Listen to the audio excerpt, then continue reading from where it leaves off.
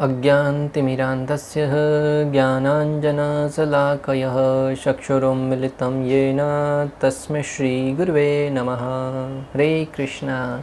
आज गीता श्रृंखला के सत्र क्रमांक 556 में आप सभी भक्तों का हार्दिक स्वागत है। आज हम श्रीमद् भगवद गीता के 18वें अध्याय के जो कि है उपसंहार तथा संन्यास की सिद्धि श्लोक क्रमांक 2 का अध्ययन करेंगे। तो आइए, श्लोक इस प्रकार है। श्री भगवान उवाच काम्यानां कर्मणां न्यासं संन्यासं कवयो विदुः सर्वकर्म फलत्यागं प्राहुस्त्यागं विचक्षणः। अर्थात भगवान श्री कृष्ण कहते हैं कि भौतिक इच्छा पर आधारित कर्मों के परित्याग को विद्वान लोग संन्यास कहते हैं और समस्त कर्मों के फल त्याग को बुद्धिमान लोग त्याग कहते हैं। भगवान श्री कृष्ण जब प्रथम श्लोक में अर्जुन ने प्रश्न पूछा कि संन्यास और त्याग में क्या अंतर है और उनको मुझे विस्तार से वर्णन कीजिए, समझाइए, तब यहाँ पर भगवान श्री कृष्ण अर्जुन की जिज्ञासा को सुनकर अर्जुन को समझाना प्रारंभ कर रहे हैं। और अभी भगवान अपना मत नहीं रख रहे हैं, भगवान उन आचार्यों का, उन विद्वानों का मत रखते हुए कहते हैं कि भौतिक इच्छाओं पर आधारित कर्मों के परित्याग को विद्वान लोग संन्यास कहते हैं और समस्त कर्मों के फल त्याग को बुद्धिमान लोग त्याग कहते हैं। तो यहाँ पे बुद्धिमान और विद्वानों का मत यहाँ पर भगवान बता रहे हैं, अपना मत आगे चल के बताएंगे। प्रश्न किए जाने पर भगवान बोले, जो विद्वान है वह जानते हैं कि संन्यास का अर्थ है पुत्रेष्टि और ज्योतिष्टोमा आदि कर्मों को पूरी तरह से त्याग देना, जिनका विधान व्यक्तिगत इच्छाओं को पूर्ण करने के लिए किया जाता है। काम्य कर्म, जिन कार्यों को करने का उद्देश्य होता है किसी प्रकार का फल प्राप्त करना, भले वो पुत्र प्राप्ति हो, धन प्राप्ति हो, वैभव प्राप्ति हो, किसी भी कार्य को उस उद्देश्य से किया जाए जिसका उद्देश्य हो कोई न कोई जीवन में वैभव प्राप्त करना, उसका त्याग करना संन्यास कहा गया है, ऐसा विद्वानों का कहना है। कई लोग, अनेक शास्त्रों में वर्णन भी आता है जिन्होंने ऐसे यज्ञ किए हो, जैसे पुत्र कामो यजेत स्वर्ग कामो यजेत, पुत्र की कामना से यज्ञ करना चाहिए और जो स्वर्ग जाना चाहता है उसे यज्ञ करना चाहिए। जैसे शास्त्रों में वर्णन आता है, अगर कोई पुत्र प्राप्ति करना चाहता है तो उसे यज्ञ करना चाहिए, अगर कोई स्वर्ग जाना चाहता है उसे यज्ञ करना चाहिए, अगर कोई ब्रह्मलोक को जाना चाहता है, शिव लोक को जाना चाहता है, अलग अलग स्थानों पर जाना चाहता है, उसे अलग अलग प्रकार के यज्ञों का विधान बताया गया है। जैसे राजा द्रौपद द्वारा पुत्र प्राप्ति के लिए जब यज्ञ किया गया, उसमें से धृष्टद्युम्न और द्रौपदी रूपी संतान उनको प्राप्त हुई। तो संतान प्राप्ति के लिए एक विशेष प्रकार का यज्ञ किया गया जिसमें से उन्हें संतान प्राप्ति हुई। और कुंती द्वारा देवताओं का आह्वान करना,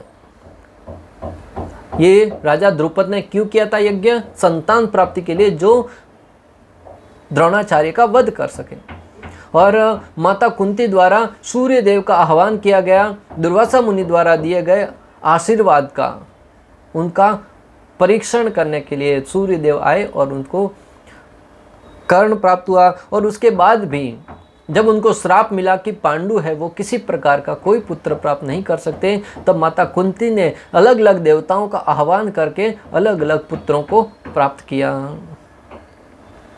धन प्राप्ति के लिए यज्ञ आदि करना और धन प्राप्ति के लिए अनेक प्रकार के यज्ञ करना, जैसे राजा दशरथ ने पुत्र प्राप्ति के लिए यज्ञ किया और उस यज्ञ के द्वारा उनको प्रभु श्री रामचंद्र, भरत जी, लक्ष्मण जी और शत्रुघ्न के रूप में 4 पुत्र प्राप्त हुए।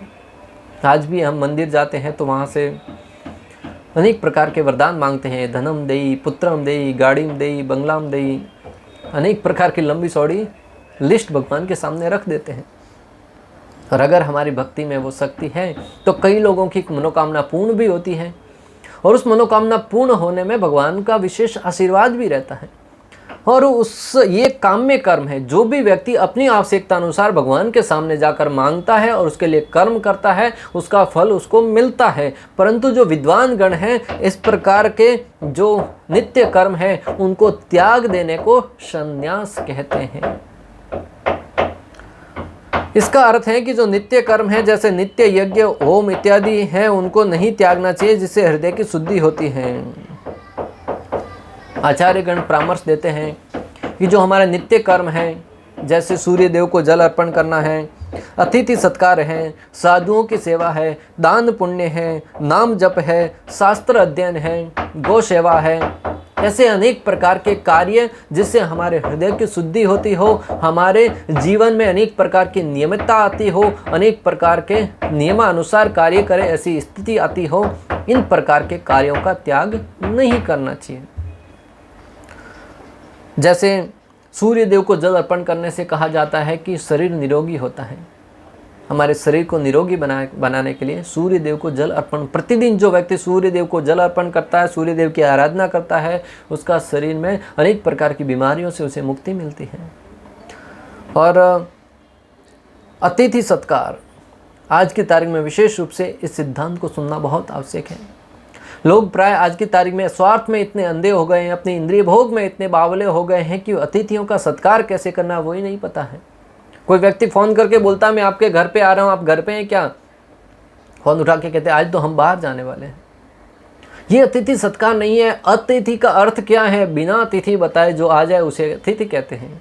और अतिथि घर पे आ जाए उसके बाद कैसे सेवा करनी है, ये भी हमें शास्त्रों से, आचार्यों से सुनना होगा। भक्तों, आज शास्त्र वर्णन करते हैं कि आपकी क्षमता अनुसार उस अतिथि की सेवा करनी चाहिए। अगर आपके पास उनकी सेवा करने का कोई साधन नहीं है तो कम से कम उनको पाद प्रक्षालन करके, उनको जल अर्पण करके उनका स्वागत करें और उनके पास बैठकर कुछ समय तक बात कीजिए। आज हम देखते हैं कि जब अतिथि घर में आता है, घर का जो व्यक्ति होता है वो अपने फ़ोन में लीन रहता है और अतिथि अपने फ़ोन में मस्त रहता है। यहाँ सामने टीवी चालू करके बिठा देते हैं, दोनों टीवी देखना चालू कर देते हैं। वो कार्य तो अपने घर पे भी कर सकते थे। आए हो, कुछ बात कीजिए, भगवान के विषय में चर्चा कीजिए, हाल चाल पूछिए, घर का वातावरण कैसा है, क्या चल रहा है, समस्याओं का समाधान कैसे किया जाए, उसके विषय में वार्तालाप कीजिए। उससे अतिथि है वो प्रसन्न होगा। अतिथि के आने से पूर्व ही वो घर गृहस्थ व्यक्ति है, यजमान है, वो विचार करने जाता है, लगता है जाएगा कब ताकि हम मूवी देखने जाएं बाहर। साधुओं की सेवा बहुत ही महत्वपूर्ण प्रसंग है भक्तों। अगर घर में साधु आए ना, हमारा बड़ा सौभाग्य है। आज साधुओं की सेवा को हम नज़रअंदाज करने के कारण हमारे जीवन में अनेक संकट आते हैं। यथाशक्ति यथासंभव साधुओं की सेवा कीजिएगा। और सबसे बड़ी सेवा है कि साधु जो शब्द कह रहे हैं, जो कथा कर रहे हैं, जो वाणी कह रहे हैं, उनका पालन अपने जीवन में करना।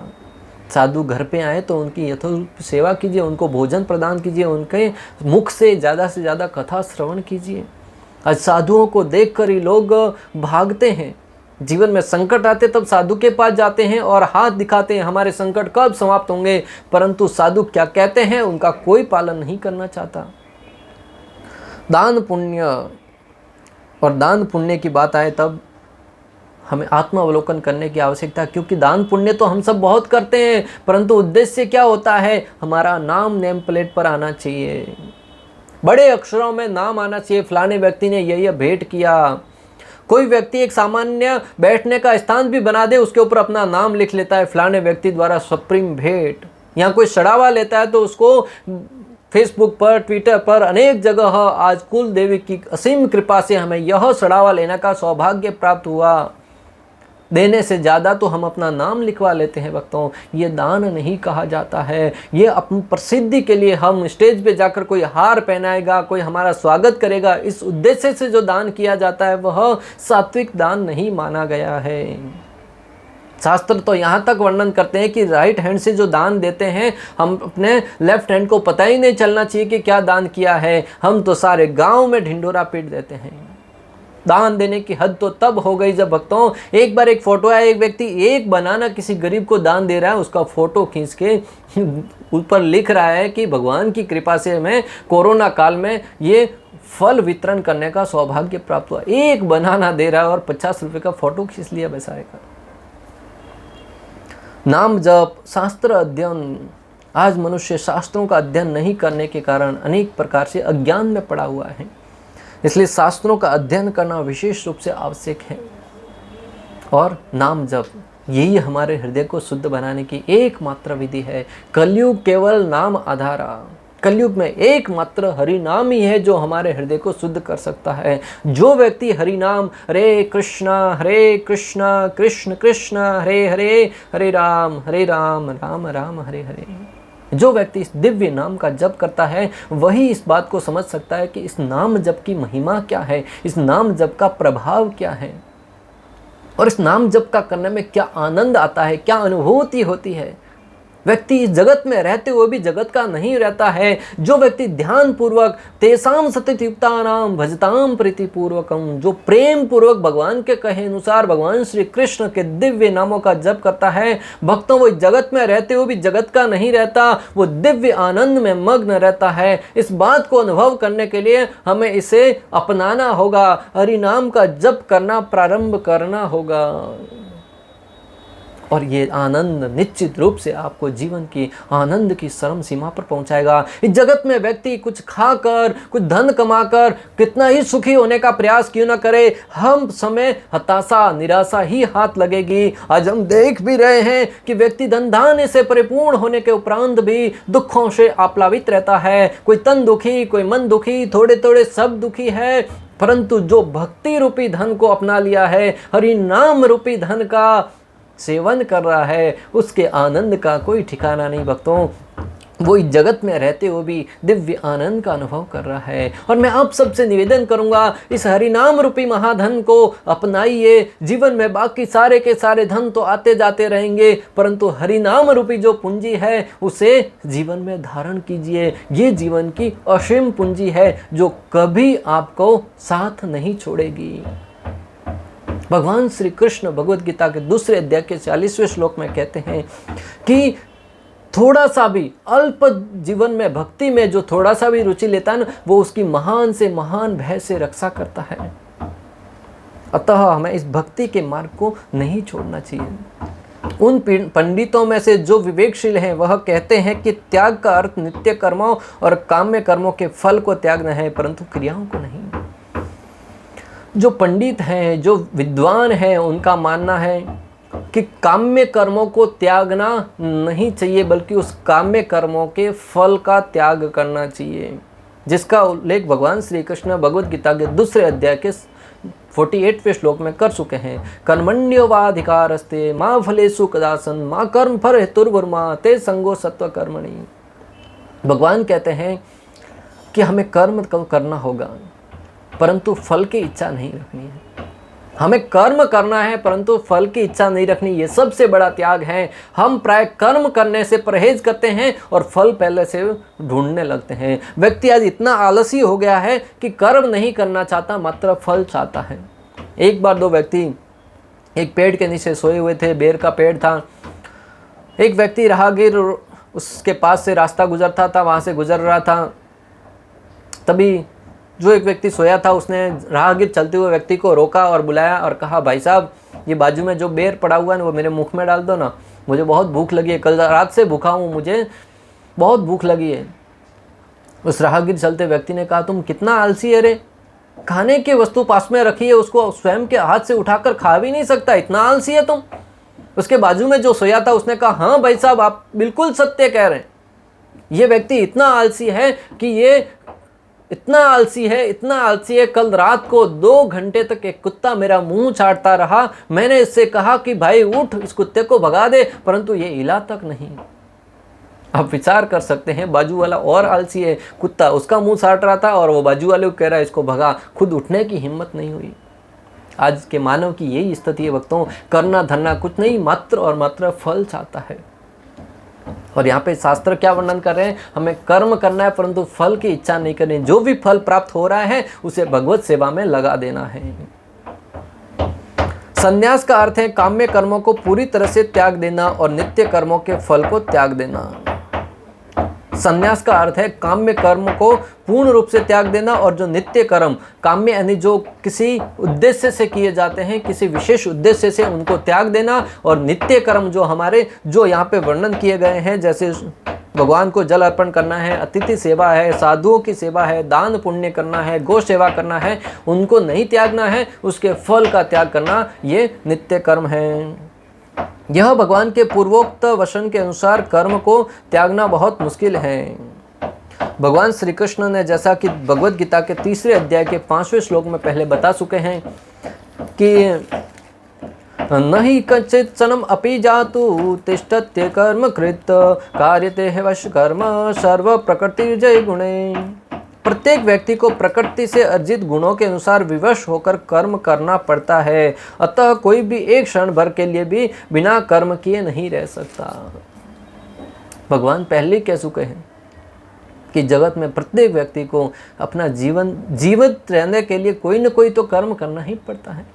अगर कुछ नहीं करेगा तो शरीर निर्वहन के लिए तो कुछ न कुछ कर्म करना होगा, भोजन तो करना होगा, कुछ न कुछ हाथ तो हिलाना होगा, कोई न कोई कार्य किए बगैर व्यक्ति रह ही नहीं सकता। इसलिए व्यक्ति को कर्म करने से परहेज करने के बजाय उस कर्म का फल है वो भगवान को अर्पित करना चाहिए और यह कार्य भक्ति बन जाएगा, ऐसा भगवान श्री कृष्ण और आचार्यों का मत है।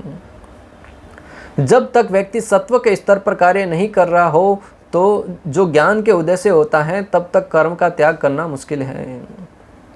जब तक व्यक्ति सत्व गुण के स्तर पर कार्य नहीं करता हो, जो ज्ञान के उदय से होता है, जब व्यक्ति को ज्ञान होता है तो सत्व गुण की वृद्धि होती है और जब ज्ञान के आधार पर कार्य करने लगेगा सत्व गुण की वृद्धि होती जाएगी। वो धीरे धीरे स्वतः ही जो मात्र और मात्र भोग की वस्तुओं के पीछे पागल है वो कर्म धीरे धीरे स्वतः ही जीवन से कम होते जाएंगे।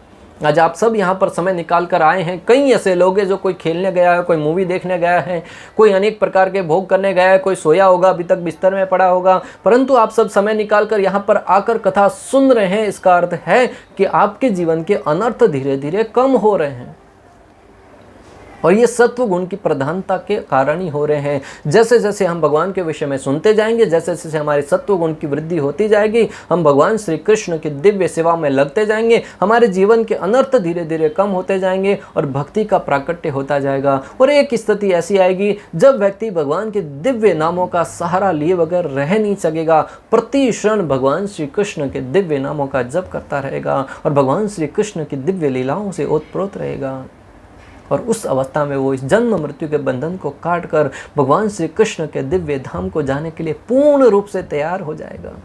और यही जीवन का वास्तविक फल है, यही जीवन की सर्वोच्च सिद्धि है। अगर कोई व्यक्ति मानव जीवन प्राप्त करने के उपरांत भी भक्तों इस भक्ति में कार्य को नहीं करता है, अपने जीवन के स्वरूप को, जो हमारा वास्तविक स्वरूप है, जीवेर स्वरूप है नित्य कृष्ण दास, उस भगवान श्री कृष्ण की सेवा में नहीं लगाता है, वो अभागा है, वह दुखियारी है, वह कृपा का पात्र है। सबसे गरीब व्यक्ति वही है। धन से कोई गरीब होगा चलेगा, कोई अंतर नहीं पड़ता, समय के बाद धन प्राप्त हो जाएगा, परंतु जो भक्ति से गरीब है वह जीवन में कृपा का पात्र होना चाहिए। आचार्यगण उस पर निश्चित रूप से कृपा करते हैं। और आज के संत देखिए घर बार छोड़कर ऐसे लोगों पर कृपा करने के लिए घर घर जाकर प्रचार कर रहे हैं, कृष्ण भक्ति का वितरण कर रहे हैं। श्रील प्रभुपाद ने अपने आचरण द्वारा बताया, वो अपना आरामदायक जीवन वृंदावन जैसी दिव्य भूमि को छोड़कर पाश्चात्य जगत में गए और लोगों पर कृपा करी। उसी का आचरण करते हुए आज अनेक संत महात्मा श्रील प्रभुपाद के अनुयायी घर बार छोड़कर घर घर जाकर कृष्ण भक्ति का प्रचार कर रहे हैं। ये सबसे बड़ी अनुकंपा है, ये सबसे बड़ी कृपा है। श्रील प्रभुपाद तात्पर्य में कहते हैं कि कर्म फल की आकांक्षा से किए गए कर्म का त्याग करना चाहिए, यही भगवद गीता का उपदेश है। कर्म फल की आकांक्षा से किए जाने वाले कर्मों का त्याग किया जाना चाहिए, यही भगवद गीता का उपदेश है। लेकिन जिन कर्मों से उच्च आध्यात्मिक ज्ञान प्राप्त हो उनका परित्याग नहीं करना चाहिए। बहुत ही महत्वपूर्ण बात भक्तों, जिस कार्य से भगवान श्री कृष्ण की दिव्य भक्ति प्राप्त हो, भगवान श्री कृष्ण का दिव्य धाम प्राप्त हो, उन कर्मों का परित्याग नहीं किया जाना चाहिए। अगले श्लोकों से यह स्पष्ट हो जाएगा। वैदिक साहित्य में किसी विशेष उद्देश्य से यज्ञ संपन्न करने की अनेक विधियों का उल्लेख है। कुछ यज्ञ ऐसे होते हैं जो अच्छी संतान प्राप्त करने के लिए या स्वर्ग की प्राप्ति के लिए किए जाते हैं, लेकिन जो यज्ञ इच्छाओं के वशीभूत हो उनको बंद करना चाहिए। परंतु आध्यात्मिक ज्ञान में उन्नति या हृदय की शुद्धि के लिए किए जाने वाले यज्ञों का परित्याग उचित नहीं है। श्रील प्रभुपाद समझा रहे हैं कि आगे आने वाले श्लोकों में भगवान धीरे धीरे और स्थिति स्पष्ट करते जाएंगे कि किस प्रकार का कर्म करना है, किस प्रकार का कर्म कौन सा फल देता है। परंतु मोटा मोटा हमें यह समझना है कि जो कार्य करने से हमारा हृदय शुद्ध होता है, हमारे चित्त की शुद्धता होती है, ऐसे कार्यों को नहीं त्यागना चाहिए। और जो कार्य हमें कर्म बंधन के फल में बांधते हो, उस कार्यों को त्याग देना ही संन्यास है, उस त्याग देना ही त्याग विशेष रूप से माना गया है। इस प्रकार श्लोक क्रमांक 2 का भक्ति वेदांत तात्पर्य पूर्ण हुआ। अंत तक हमारे साथ बने रहने के लिए आप सभी का हृदयपूर्वक प्रेम पूर्वक बहुत बहुत धन्यवाद। श्रील प्रभुपाद की जय। श्री श्री राधा गोपीनाथ भगवान की जय। श्रीमद् भगवद गीता की जय। हरे कृष्णा कृष्ण कृष्ण हरे हरे, हरे राम राम राम हरे हरे।